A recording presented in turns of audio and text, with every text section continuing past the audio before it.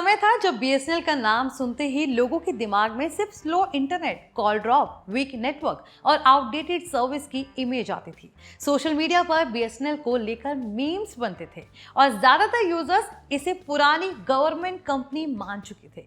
जियो और एयरटेल जैसे private players के आने के बाद तो कई लोगों को लगने लगा था कि बीएसएनएल शायद टेलीकॉम रेस से पूरी तरह बाहर हो जाएगा, लेकिन 2026 में अचानक सिचुएशन बदलती दिखाई दे रही है। अब बीएसएनएल सिर्फ सर्वाइव करने की कोशिश नहीं कर रहा बल्कि टेलीकॉम इंडस्ट्री में कमबैक की तैयारी करता नजर आ रहा है। और सबसे इंटरेस्टिंग बात तो यह है कि इस बार बीएसएनएल सिर्फ चीप प्लान्स के दम पर नहीं बल्कि टेक्नोलॉजी और गवर्नमेंट बैक्ड स्ट्रैटेजी के साथ मार्केट में वापस आने की कोशिश कर रहा है। बीएसएनएल के कमबैक की सबसे बड़ी वजह है इसका इंडिजिनस 4G प्रोजेक्ट। भारत अब दुनिया का चौथा ऐसा देश बन गया है जिसने अपनी खुद की टेलीकॉम टेक्नोलॉजी डिप्लॉय की है और बीएसएनएल इस पूरे मिशन का मेजर हिस्सा है। इसका मतलब यह है कि बीएसएनएल का network largely Indian technology, Indian vendors और इंडियन इंफ्रास्ट्रक्चर के साथ तैयार किया जा रहा है। गवर्नमेंट इसे आत्मनिर्भर भारत इनिशिएटिव की बड़ी अचीवमेंट बता रही है, क्योंकि पहले टेलीकॉम इंफ्रास्ट्रक्चर के लिए इंडिया लार्जली फॉरेन कंपनीज पर डिपेंडेंट था। अब बीएसएनएल के जरिए इंडिया अपना टेलीकॉम इकोसिस्टम डेवलप करने की कोशिश कर रहा है। रिपोर्ट्स के अकॉर्डिंग बीएसएनएल तेजी से पूरे देश में इंडिजिनस 4G टावर्स डिप्लॉय कर रहा है। कंपनी का टारगेट लगभग 1 लाख 4G साइट्स इंस्टॉल करने का है और इनमें से बड़ी संख्या ऑपरेशनल भी हो चुकी है। इसके अलावा करीब 23,000 नए 4G साइट्स डिप्लॉय करने की भी तैयारी चल रही है। इसका सबसे बड़ा फायदा रूरल और रिमोट एरियाज को मिलने वाला है, जहां प्राइवेट टेलीकॉम कंपनीज अभी भी उतनी अग्रेसिवली इन्वेस्ट नहीं करती हैं।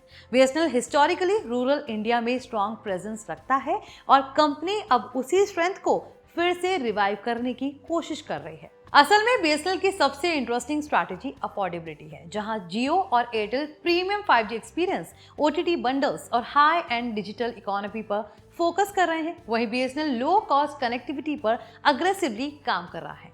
भारत में आज भी करोड़ों यूजर्स ऐसे हैं जिनके लिए सबसे बड़ा फैक्टर फास्ट इंटरनेट नहीं बल्कि चीप रिचार्ज होता है। ऐसे यूजर्स के लिए अगर बीएसएनएल डिसेंट स्पीड और स्टेबल नेटवर्क देने में सक्सेस हो जाता है तो टेलीकॉम मार्केट में बड़ा शिफ्ट आपको देखने को मिल सकता है।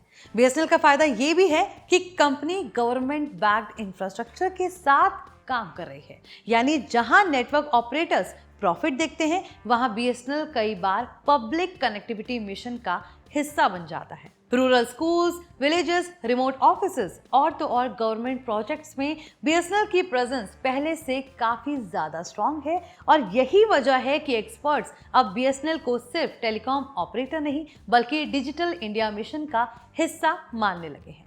2026 में बीएसएनएल अग्रेसिवली अपनी इमेज बदलने की भी कोशिश कर रहा है। कंपनी सिर्फ ट्रेडिशनल टेलीकॉम प्रोवाइडर नहीं रहना चाहती, अब focus digital payments, AI integration, enterprise solutions और नेक्स्ट जनरेशन कनेक्टिविटी पर भी बढ़ रहा है। बीएसएनएल पे जैसे सर्विसेज लॉन्च करना इसी स्ट्रैटेजी का हिस्सा माना जा रहा है। डिजिटल इकोसिस्टम प्लेयर की तरह पोजीशन करने की कोशिश कर रही है। लेकिन बीएसएनएल के कमबैक का सबसे बड़ा इमोशनल एंगल भी है स्वदेशी नेटवर्क। पिछले कुछ सालों में इंडिया में लोकल मैन्युफैक्चरिंग और इंडिजिनस टेक्नोलॉजी को लेकर काफी सेंटीमेंट बढ़ा है। बीएसएनएल उसी नैरेटिव का फायदा उठाने की कोशिश कर रहा है। गवर्नमेंट बार बार इस बात को हाईलाइट कर रही है कि बीएसएनएल का 4G network largely Indian technology पर बना हुआ है।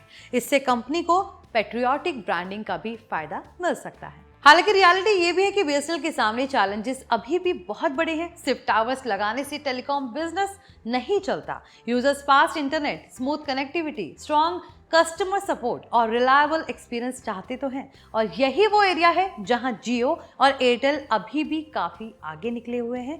प्राइवेट ऑपरेटर्स के पास बेटर इंफ्रास्ट्रक्चर, स्ट्रॉन्गर एग्जीक्यूशन, ज्यादा इन्वेस्टमेंट और मॉडर्न कस्टमर एक्सपीरियंस है। बीएसएनएल को यूजर्स का ट्रस्ट वापस जीतने के लिए सिर्फ अनाउंसमेंट नहीं बल्कि रियल परफॉर्मेंस दिखानी होगी। एक और बड़ा चैलेंज स्पीड और कंसिस्टेंसी का है। कई यूजर्स अभी भी बीएसएनएल नेटवर्क को अनरिलायबल मानते हैं। अगर company consistently strong internet experience नहीं दे पाती है तो चीप प्लान्स भी यूजर्स को लंबे समय तक रोक नहीं पाएंगे, क्योंकि आज यूजर्स सिर्फ रिचार्ज प्राइस नहीं बल्कि ओवरऑल एक्सपीरियंस देखना चाहते हैं।